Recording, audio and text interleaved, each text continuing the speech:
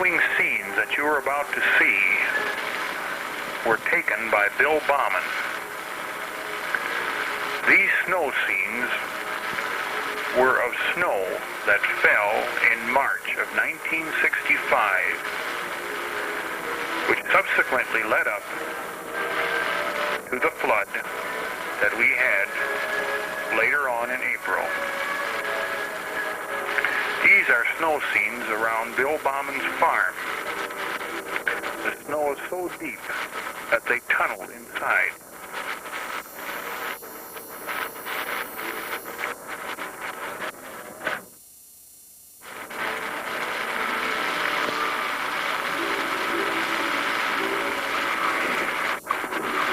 All this snow that fell during March, several large snowstorms, did not melt until April, because all through March, not one day did the temperature get up above freezing.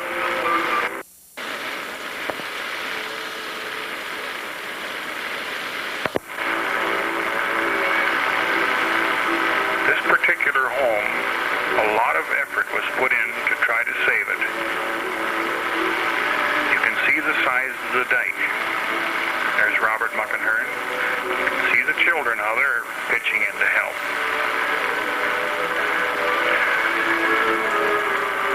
This is sandbagging taking place in front of the power plant. Sandbags were filled and put around Bill Wally Chevrolet and the power plant at this point.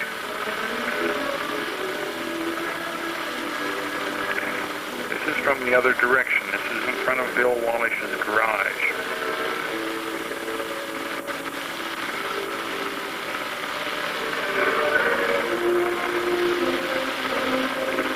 There's more sandbags being filled.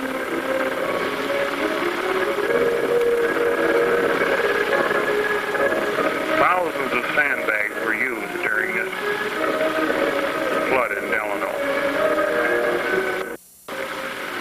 They are throwing a dike across and attempting to keep the current from going into the building.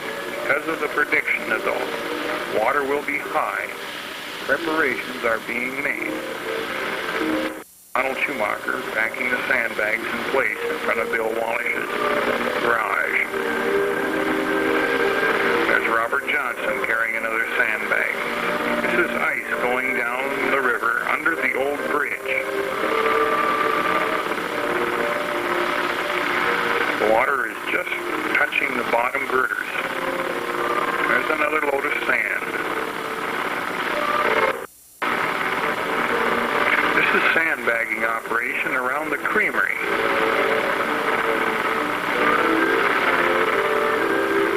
There's Joe Bauman pitching in at the sandbags. There's another scene. Harlan Rumsfeld behind the shovel. He just picked up the shovel is Bill Rumsfeld.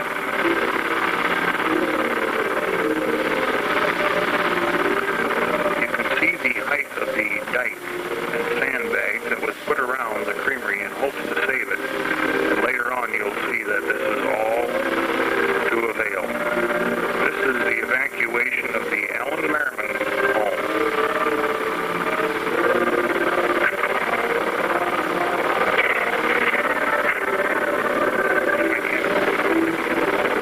Dike that was put around the Ford garage.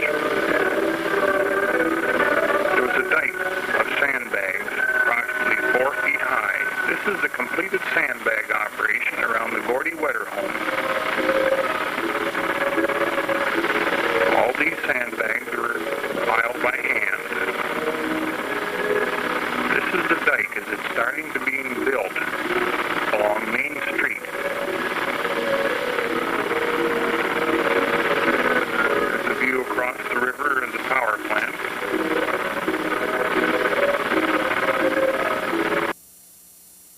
Pumping it back.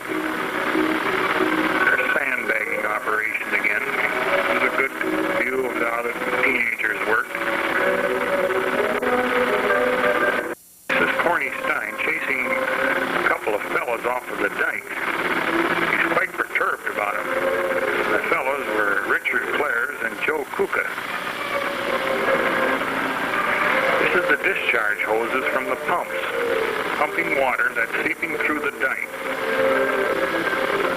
pumping it back into the river. This is Roger Compton and Mayor Reeder from the Reeder's Market, viewing the situation.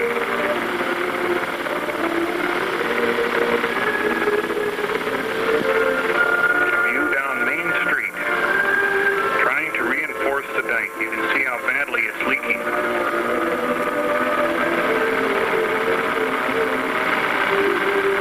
There's a view across Bill Wally Chevrolet. The cars that were placed around the building were merely placed there to deflect the current from damaging the building.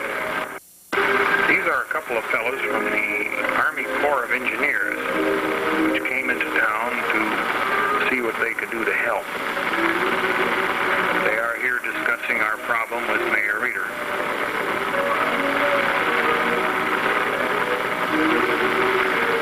This forklift, which belongs to the Lunston Lumber Company, was very useful during the flood.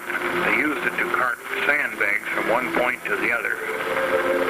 This is filling sandbags in front of Theo's. You can see even the girls pitched in and helped.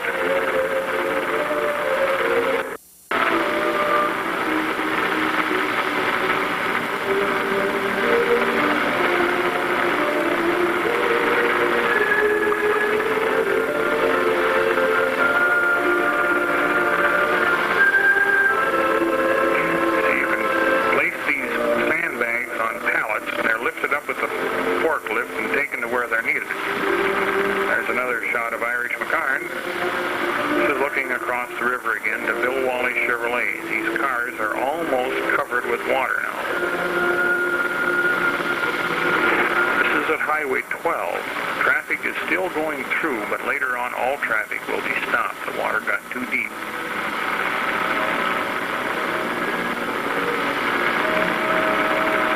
This is looking from Bernie Station on Highway 12. You still see truck traffic going through.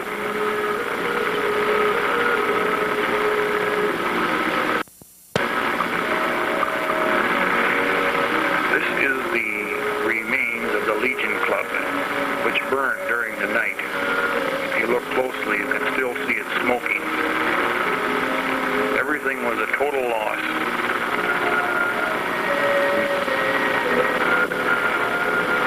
Some of our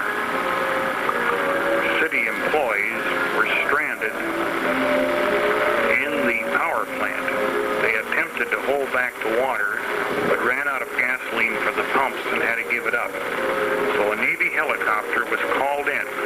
Now these scenes are the rescue of the following persons: Leonard Logston, Milton Bolton, his son Darwin Bolton, George Shar, and Edward Lebor.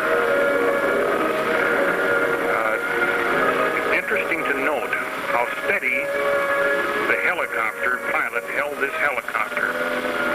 It's almost like it's suspended right in the air. A marvelous job of piloting.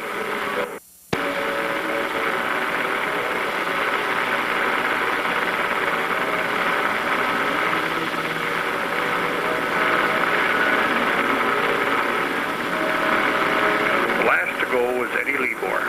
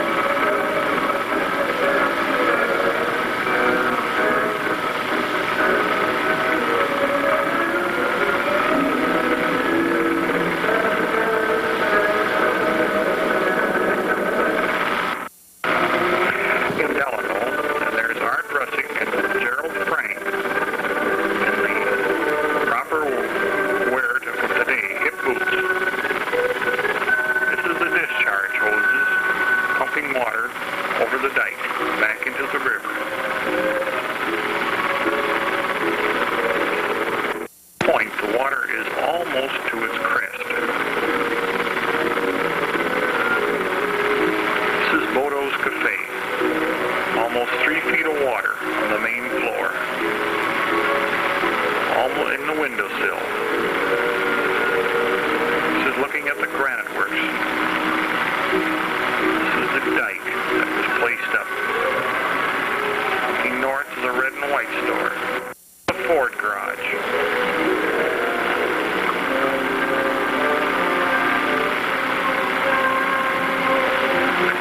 This is Gordon Wetter's home, where that sandbagging had taken place up to the windows. All the sandbags have disappeared under the water. You can see the amount of current flowing down Highway 12. There's a picture of the root beer stand. All remains out is the roof.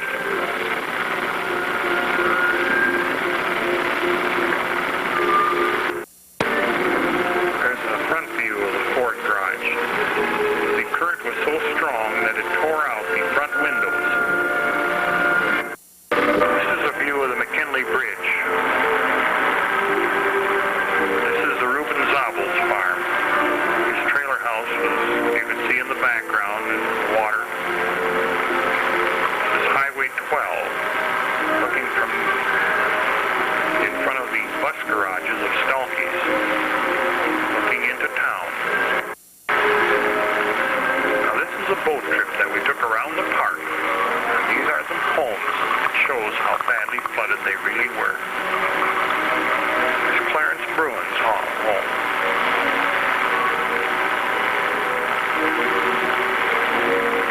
Robert Clare's home. Earl Wandersee's home.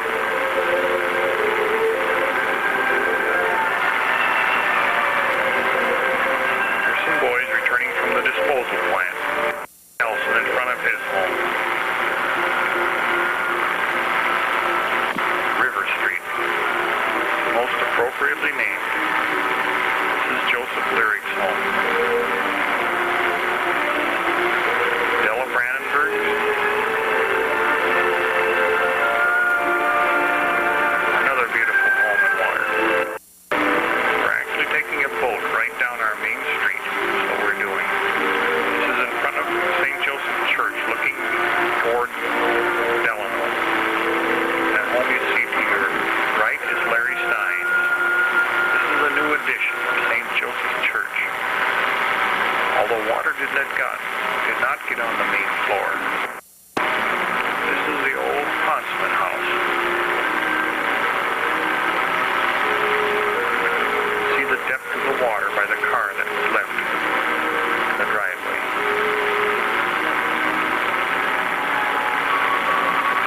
Vincent Kiddock's home. Gerald Anu's home. This is the road going north to the disposal plant by the park. This is the village park. Water almost up to the top of the grandstand.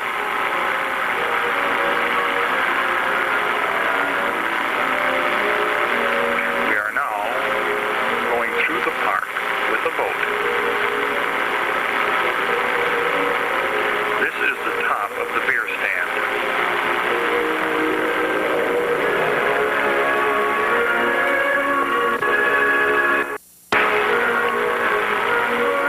This is the Trinary home and Mrs. Kasheimer's home. The boats that you see going back and forth at the disposal plant were carrying supplies to men and equipment to keep the disposal plant going at all times.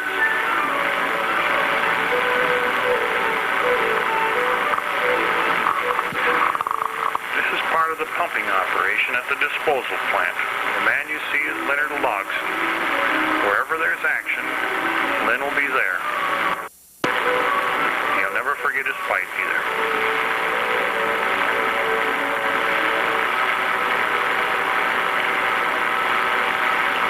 The people that worked at the disposal plant gave it a nickname. They called it Alcatraz, because it was a little island all by itself. Helmut Shower's tractor on his farm.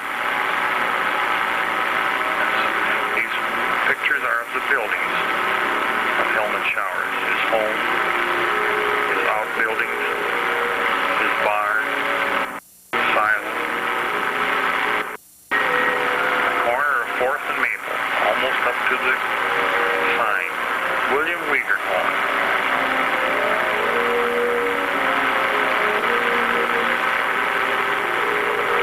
Richard Schultz home.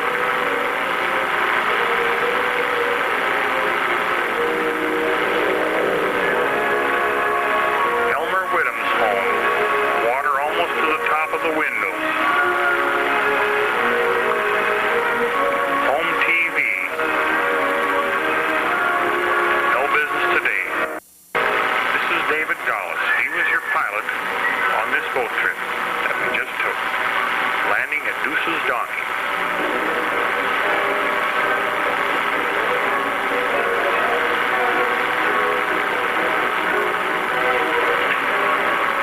This is a Robert Mackey home. Completely surrounded with water. A basement full of water. Leonard Schrader's home.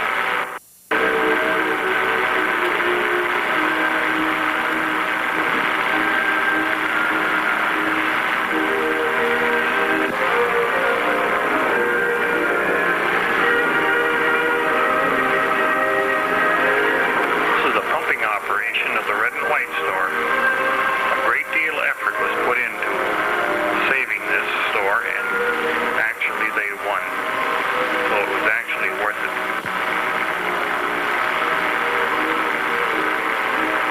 Here you can see the extensive dike work in front of the main bar. Thanks to the fire departments from the neighboring towns. Without them, we could have never held back the water. Montrose, Watertown, Long Lake, Maple Plain, they all came down to help us. This is looking north on Main Street.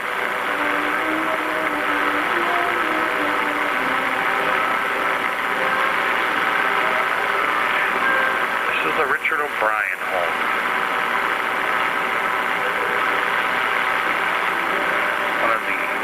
Worst hit homes in town.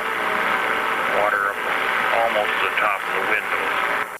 Harlan Viderco's home. Beautiful homes in Delano.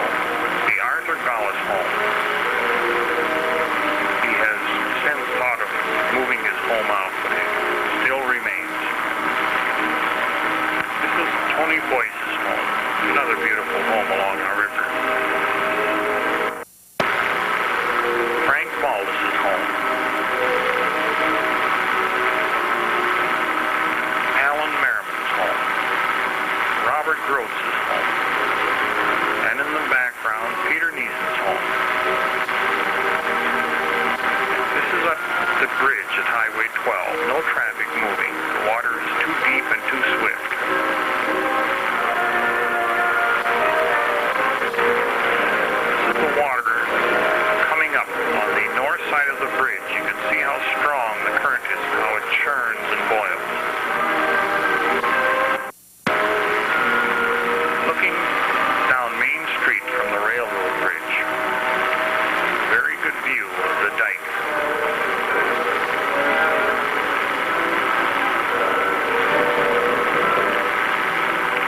This is a view of the river from the railroad bridge.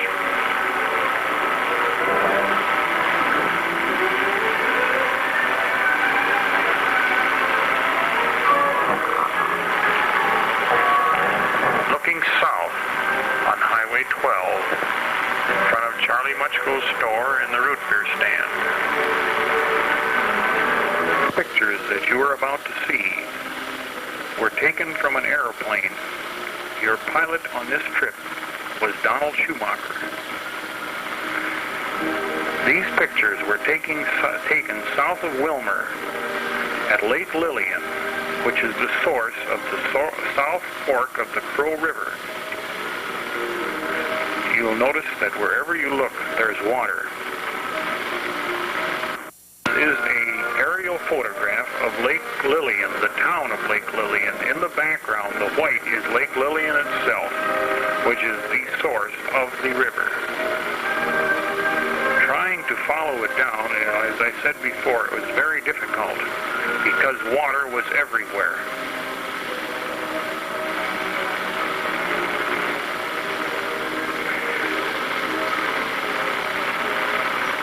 The South Fork of the Crow River flows from south to north, so you'll notice very little snow in this region, and later as we get further north, more snow. So we're coming from a warmer climate to a colder climate. Only a few miles, but you can see it does make a difference. This is Highway 7, which is underwater. This is the river just above Hutchinson.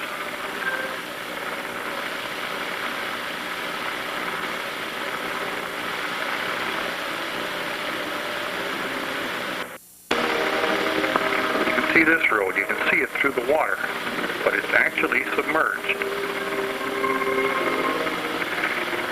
We're now coming into Hutchinson. The two white patches of ice are two lakes which are formed behind the dam at Hutchinson.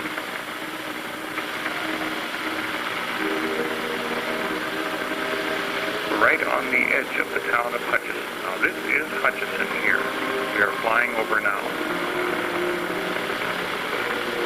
This ice is just above the dam. There is the dam at Hutchinson, which later on was washed out by the floodwaters. Quite a bit of flooding in the lower parts below the dam. This is a picture of the Minnesota Mining and Milling Hutchinson branch. We are now going down the river from Hutchinson. And the next town that you'll see will be Glencoe. And just above Glencoe is where another creek dumps into the river, which is known as Buffalo Creek, which supplies as much water to the river as the original channel does. This is the union of these two bodies of water. The town of Lester Prairie, is on the banks of the Crow River. Wherever you look, water.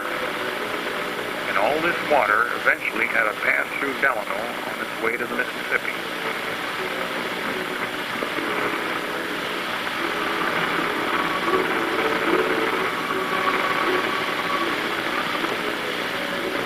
Some places, only the rooftops of farm buildings is all that remain out of water.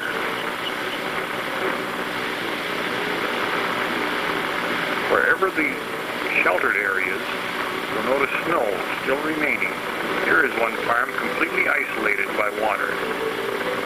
This is the town of Mayer, completely surrounded with water.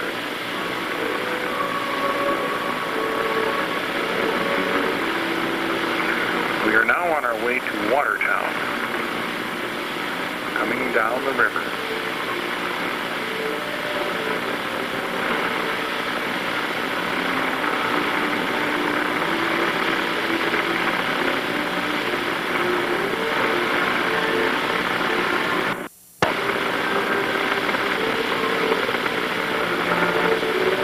Actually, very few homes were flooded in Watertown. Watertown itself being situated quite high, but the entire town is surrounded by water. We flew around and you can see that wherever you look, there's water.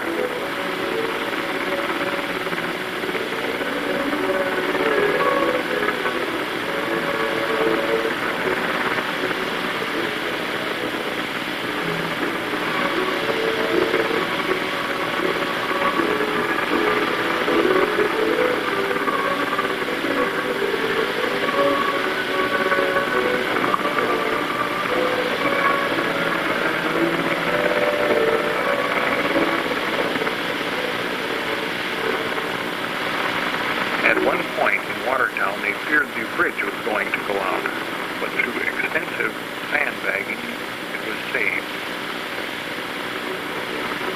They're now heading downriver again.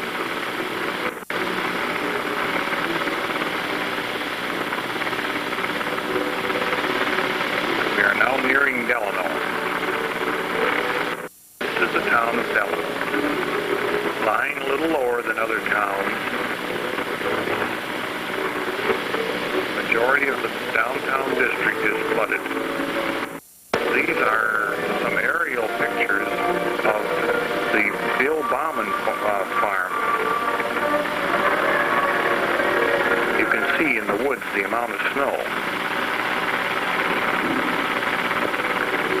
And this is Joe Bauman and Lauren Horsch farm, looking north. Now all this water does not bother Delano. It flows north to the North Fork.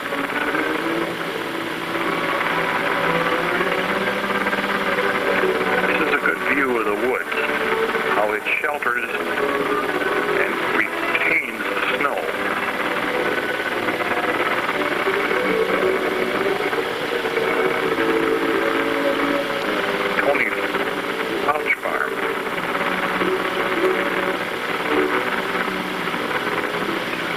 Over Highway 12. Here you can see the flooding in Delano. The shiny roof is the root beer stand. There's the burnt out remains of the Legion Club. The granite works, completely flooded.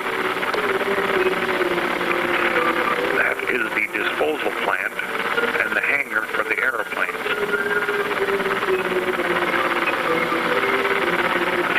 Back over the park region of the Delano. There's the Delano Granite Works, Bill Wally Chevrolet, Ford Garage, Lighter's Garage, the power plant, completely in water. Root beer stand. This scene is shot at a little lower altitude. Gives you a little better idea of how much water there really was.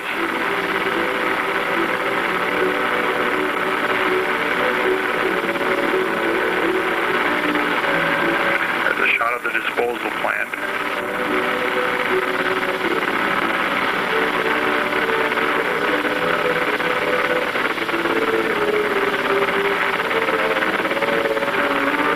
St. Joseph's Church, completely surrounded with water.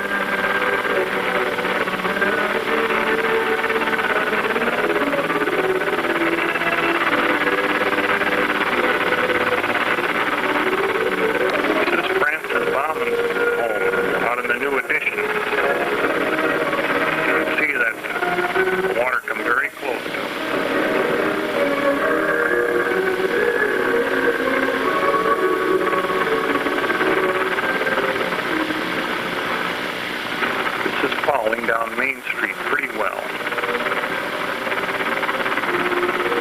You can see the tops of the cars by Bill Wally Chevrolet.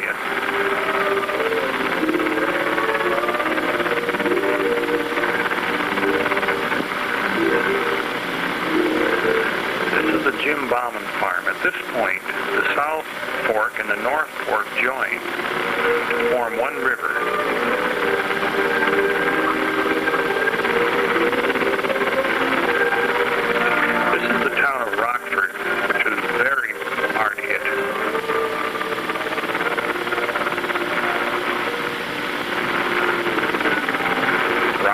One town where the people just didn't believe the water would get that high.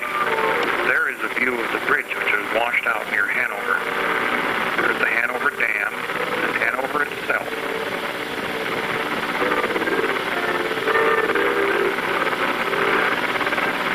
There is an ice jam just below St. Michael's. From this point, the river remains in its banks fairly well, and the damage due to flooding is very, very little. The main channel is between the two rows of trees. The mouth of the Crow Rivers. At this point, it joins the mighty Mississippi. The little white specks you see in the river is ice coming down the Mississippi. And this is the Mississippi heading towards Minneapolis.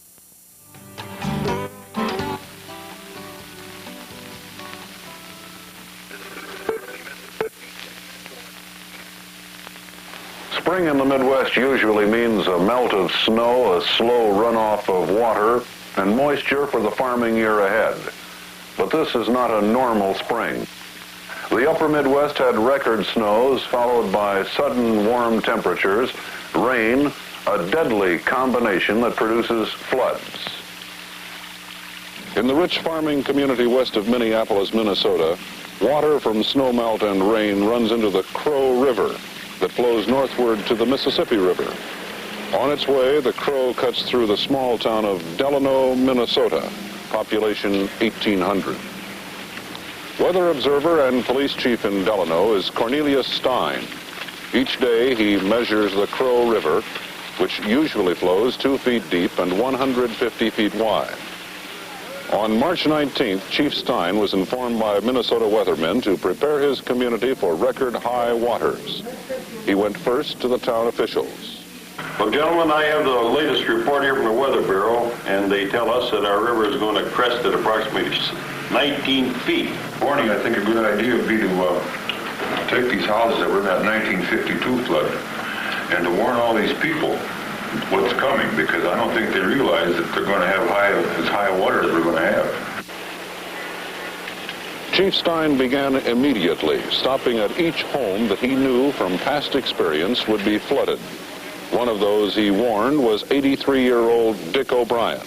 We're going to have 2 to 4 feet more than we had in 52. So you're going to have to move out of here. Yeah, it looks like it. It looks like it, yeah. Yeah. It's real bad. I guess I'll have to move. Chief Stein has been police chief of Delano 25 years, and he's seen many spring floods. He told his townspeople what would be done to help them and what they could do to help themselves. But not all of them could be convinced that the worst flood in the town's history was on its way. The chief kept a close eye on the swelling river. He warned businessmen to sandbag. Only one, an auto dealer, really believed the worst. He moved his cars and parts to high ground, continued business as usual, while a crew of men sandbagged his building.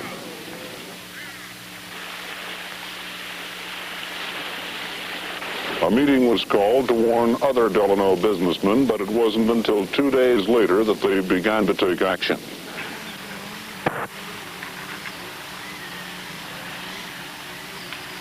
The first flood problem in Delano was ice, which with warmer temperatures started to move downstream.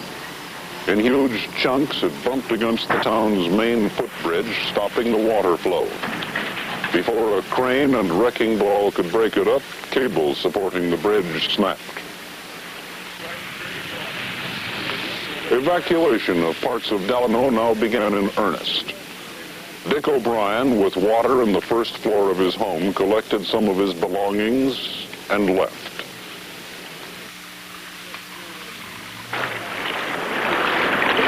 Police Chief Stein put out the call for every able-bodied person to pitch in and help. They worked around the clock.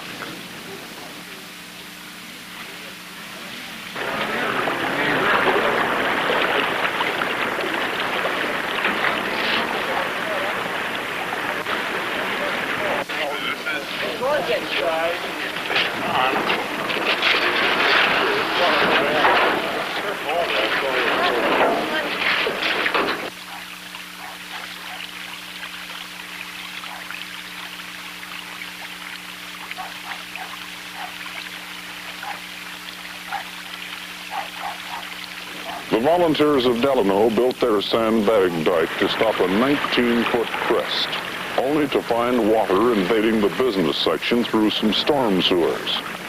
These were encircled with sandbags and pumps were started. Pumps were also started in the basements of stores and in homes not directly in the path of the rushing water.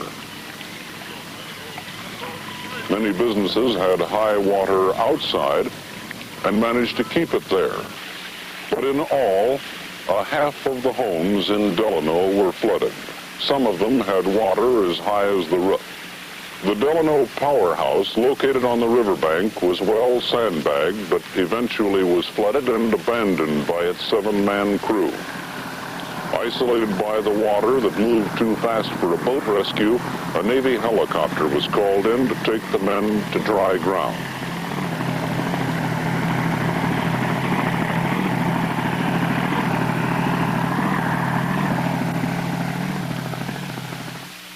On April 14th, 7 days after warning his town officials to prepare for high water, Chief Stein took his daily reading of the river level.